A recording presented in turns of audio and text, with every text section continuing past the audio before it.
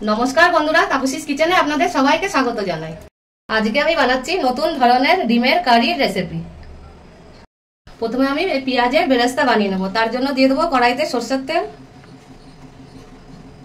তেল গরম হয়ে গেছে, এবার আমি পেঁয়াজ কুচানোগুলো দিয়ে দেব। পেঁয়াজের বেরেস্তা বানানো আমার হয়ে গিয়েছে, এবার আমি নামিয়ে নেব। ওই তেলেই আমি দিয়ে দেব একটা শুকনো লঙ্কা আর 5 কোয়া রসুন আর অল্প আদা আর দুটো টমেটো কেটে নিয়েছি। এবার আমি এটাকে 2 মিনিট মতন ভেজে নেব। 2 মিনিটে টমেটোগুলো বেশ নরম হয়ে গেছে, এবার আমি উঠিয়ে নেব। এটা উঠিয়ে আমি ঠান্ডা করে বেটে নেব মিক্সিতে। টমেটো রসুন আদা শুকনো লঙ্কা এটা যে আমি ভেজে রেখেছিলাম এটাও ঠান্ডা হয়ে গেছে, এবার আমি বেটে নেব।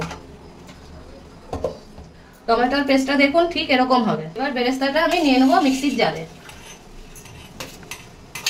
আর দিয়ে দেবো 4 থেকে 5টা কাজু বাদাম আর এখানে 4 চামচ মতন আমি টক দই দিয়ে দেবো।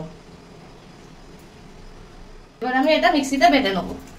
বেরেস্তারও পেস্ট বানানো হয়ে গেছে, দেখুন ঠিক এরকমই হবে। আর এই নুন হলুদ মাখানো ডিমগুলো আমি ভেজে নেব। ডিমগুলো আমি লাল লাল করে ভেজে নেব।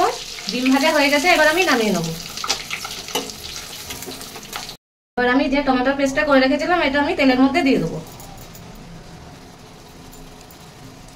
দিয়ে দেবো 1 চামচ জিরে গুঁড়ো, হাফ চামচ দিয়ে দেবো ধনে গুঁড়ো, হলুদ দিয়ে দেবো 1 চামচ আর লবণ দিয়ে দেবো স্বাদ মতন।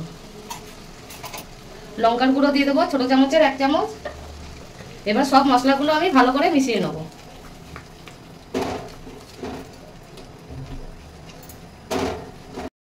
এবারে বেরেস্তার পেস্টটা দিয়ে দেবো,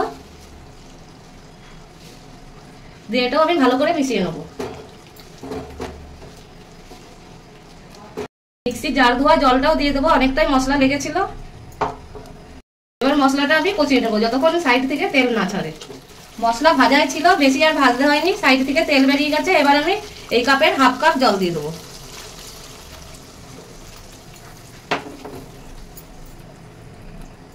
এবার আমি ডিমগুলো দিয়ে দেবো। এবার ঢাকা দিয়ে আমি ফুটতে দেবো। ফুটে গিয়েছে বেশ ভালোভাবে। এবার আমি ওপর দিয়ে দেবো কসুরি মেথি, এটাও ভালোভাবে মিশিয়ে নেবো। ডিমের কারিটা আমার রেডি হয়ে গেছে, এবার আমি গ্যাসটা অফ করে নামিয়ে নেবো। এই ডিমের রেসিপিটা আপনাদের কিরকম লাগলো আমাকে কমেন্ট করে জানাবেন। আর যদি রেসিপিটা ভালো লাগে তাহলে একটা লাইক করে দেবেন। আর ফেসবুক থেকে দেখে থাকলে পেজটাকে ফলো করে নেবেন। আর ইউটিউব থেকে দেখে থাকলে চ্যানেলটাকে সাবস্ক্রাইব করে পাশে থাকা বেল আইকনটা প্রেস করবেন। আমি যখনই নতুন রেসিপি ছাড়বো আপনাদের কাছে আগে পৌঁছাবে।